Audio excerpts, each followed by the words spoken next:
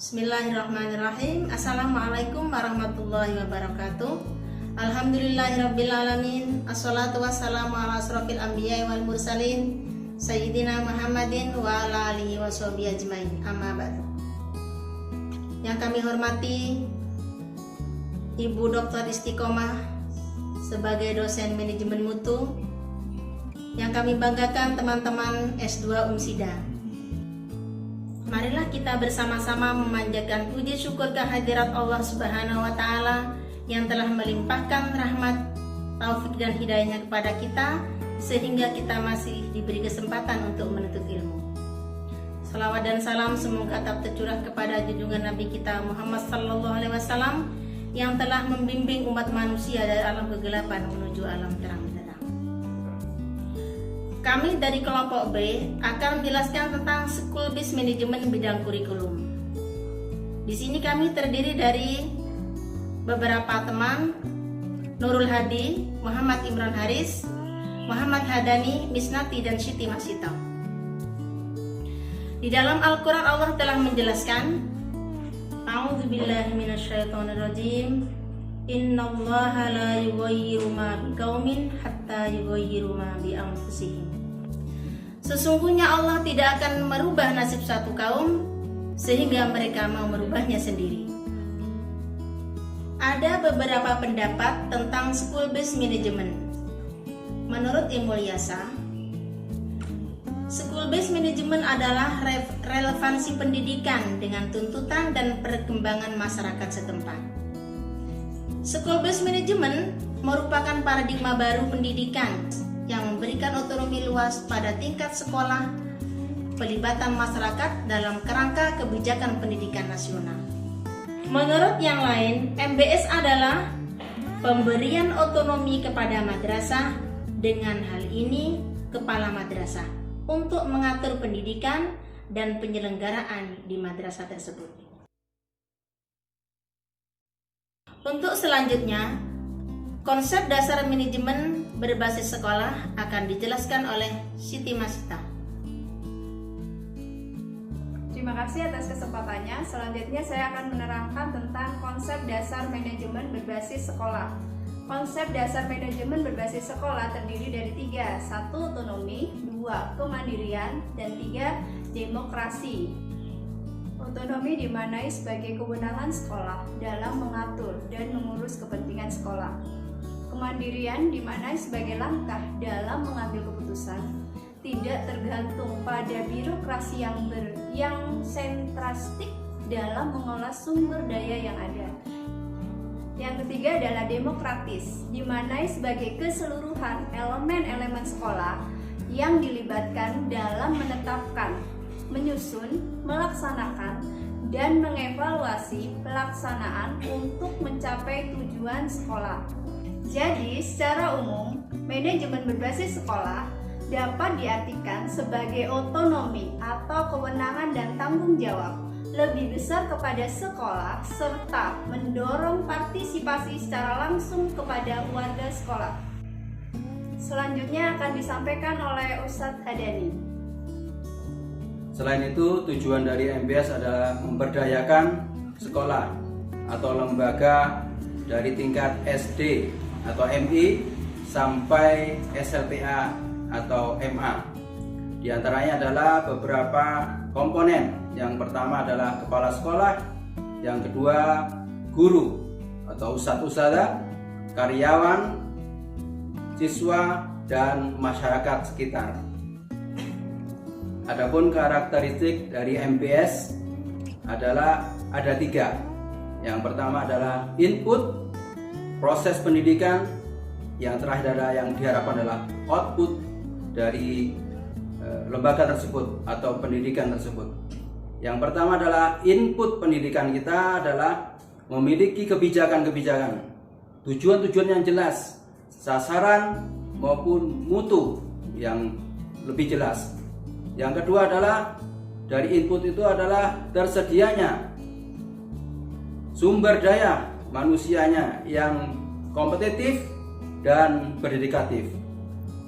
Yang ketiga, di antara input adalah memiliki harapan prestasi-prestasi yang tinggi. atau cita-cita yang tinggi. Yang terakhir dari input itu adalah komitmen pada pelanggan.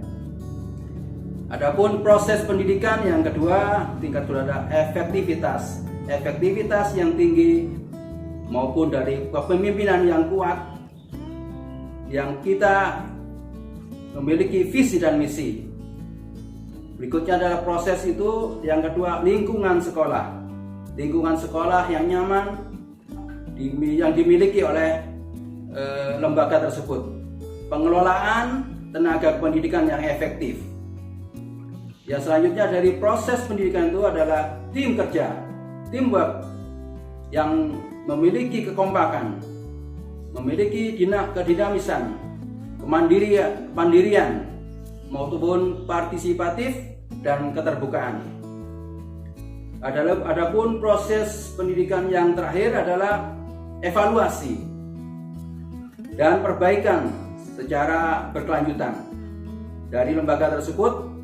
Setiap bulan, setiap minggu diharapkan bisa memiliki evaluasi yang dimiliki.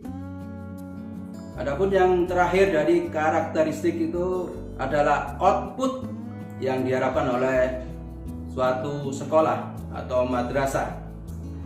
Output terdiri dari ada dua, output akademik maupun non akademik. Adapun output akademik yang diharapkan oleh suatu madrasah atau sekolah, UN atau US yang nilai terbaik.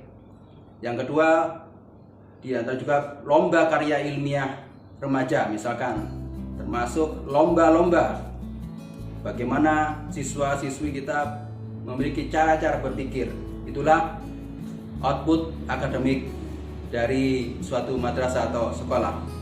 Adapun yang kedua adalah output yang disebut non akademik, yaitu diantaranya keingintahuan yang tinggi, memiliki budi pekerti atau akhlak yang terbaik, kerjasama yang baik, memiliki kejujuran, memiliki ketoleransi, memiliki kedisiplinan, prestasi olahraga dan seni.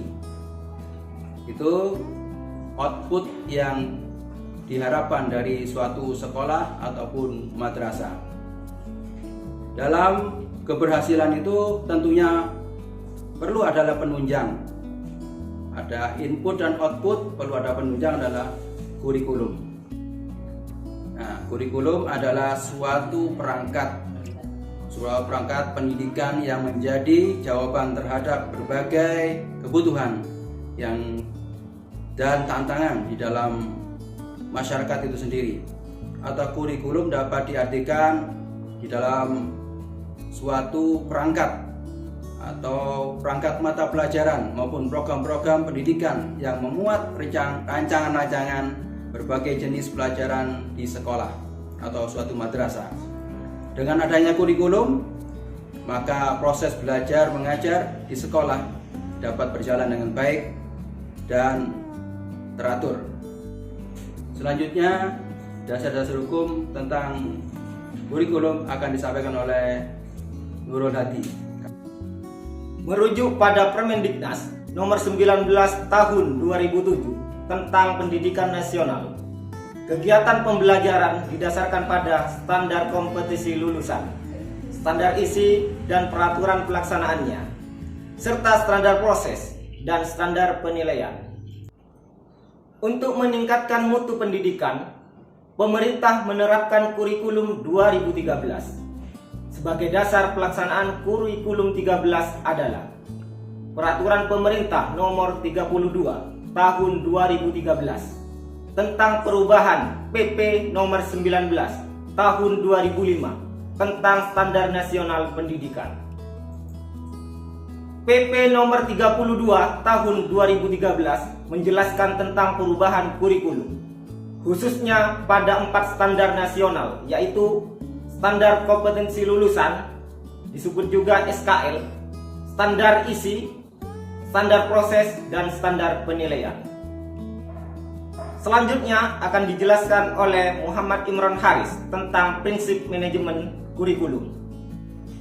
Prinsip manajemen kurikulum ada 5. Produktivitas, demokratisasi, kooperatif, efektivitas, dan efisiensi. Rusman di tahun 2009 dalam bukunya menyampaikan, dalam proses pendidikan perlu dilaksanakan manajemen kurikulum agar perencanaan, pelaksanaan, dan evaluasi kurikulum berjalan lebih efektif, efisien, dan optimal dalam memberdayakan berbagai sumber belajar, pengalaman belajar, maupun komponen kurikulum. Beliau melanjutkan fungsi manajemen kurikulum. Yang pertama, meningkatkan efisiensi. Kedua, meningkatkan keadilan dan kesempatan pada siswa. Yang ketiga, meningkatkan relevansi dan efektivitas pembelajaran. Keempat, meningkatkan efektivitas kinerja guru maupun aktivitas siswa. Kelima, meningkatkan efisiensi dan efektivitas proses belajar mengajar. Keenam, meningkatkan partisipasi masyarakat. Sedangkan menurut Hamalik tahun 2007 menyatakan bahwa konsep kurikulum berkembang berjalan dengan perkembangan teori dan praktik pendidikan, juga bervariasi sesuai dengan aliran atau teori pendidikan yang dianut. Beliau melanjutkan, ada 7 pandangan mengenai kurikulum. Yang pertama, kurikulum sebagai suatu program kegiatan yang terencana. Yang kedua, sebagai hasil belajar yang diharapkan. Ketiga, sebagai reproduksi kultural. Keempat, sebagai kumpulan tugas dan diskrit. Kelima, sebagai agenda rekonstruksi sosial. Keenam, sebagai kurir.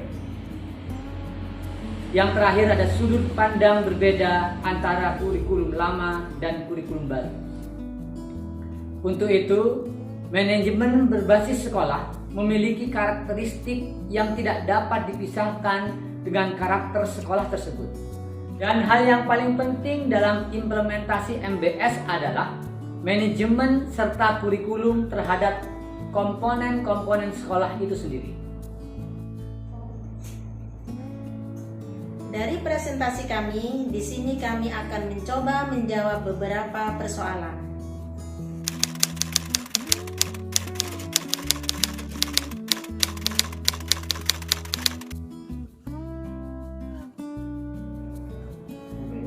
MBS madrasah dan sekolah intinya sama.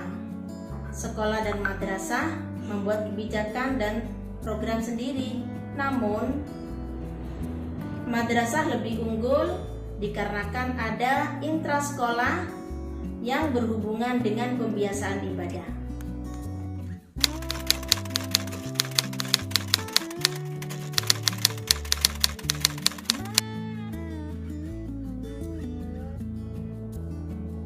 Kurikulum madrasah dan sekolah sebenarnya dapat terlihat. Kurikulum madrasah itu dibawa atau diatur di naungan Kemenak, sedangkan sekolah diatur oleh Kemendikbud. Perbedaannya yaitu di bidang pembelajaran. Yang mendasar adalah kurikulum agama. Di madrasah itu dibagi menjadi 5. Ada akidah akhlak, fikih, bahasa Arab, Al-Quran hadis, dan sejarah kebudayaan Islam. Itu kali 2 jam pelajaran. Dalam 1 minggu menjadi 10 jam. Sedangkan untuk sekolah di bawah naungan Kemendikbud itu 3 jam pelajaran dalam 1 minggu. Itu pembedaan yang mendasar. Sedikit menambahkan tanggapan dari Pak Nurul tadi mengatakan bahwasanya itu akan saya tambahkan sedikit bahwasanya semenjak tahun 1984 kurikulum PAI yang ada di SD maupun PMI itu disederhanakan dengan tujuan memberikan keluasan dalam pengembangan sekolah atau di madrasah tersebut. Dari kedua bentuk kurikulum PAI itu di sekolah umum maupun di madrasah memiliki persamaan dan memiliki juga perbedaan. Secara eksistensinya tujuan atau ruang lingkup adalah sama. Namun karena keluasan materi yang didukung oleh alokasi waktu, apa yang dikatakan Pak Nurul tadi betul, yang sangat berbeda, maka pengembangan kurikulum ini mengalami perbedaan-perbedaan. Jadi memiliki ciri khas masing-masing di sekolah umum dan di madrasah.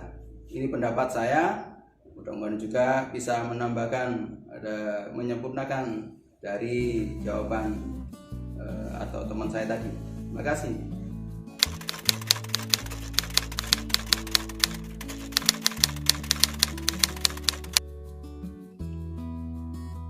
Banyak faktor pemicu atas kendala penerapan MBS di bidang kurikulum. Kebijakan pemerintah, bergantinya kurikulum KTSP ke kurikulum 13 membuat SDM harus lebih maksimal lagi untuk belajar. Dan kedua, kita harus juga mengganti mindset yang selama ini kita belajar tentang KTSP, otomatis kita harus belajar lagi ke K13. Kedua, permintaan dan harapan orang tua dan masyarakat terlalu tinggi, sedangkan SDM dan sarana prasarana tidak memadai. Saya menambahkan faktor pemicu atas kendala penerapan MBS di bidang kurikulum, yaitu di zaman era informasi dan teknologi banyak pembelajaran yang berbasis komputerisasi, sehingga bagi lembaga yang tidak siap dari segi SDM dan sarana prasarana, maka akan kesulitan untuk mengikuti kecanggihan teknologi. Apalagi guru senior atau yang sudah tidak produktif lagi, mereka harus belajar untuk mengikuti perkembangan zaman dan teknologi. Demikianlah presentasi dari kelompok kami. Semoga bermanfaat. Kurang lebihnya mohon maaf. Wassalamualaikum warahmatullahi wabarakatuh.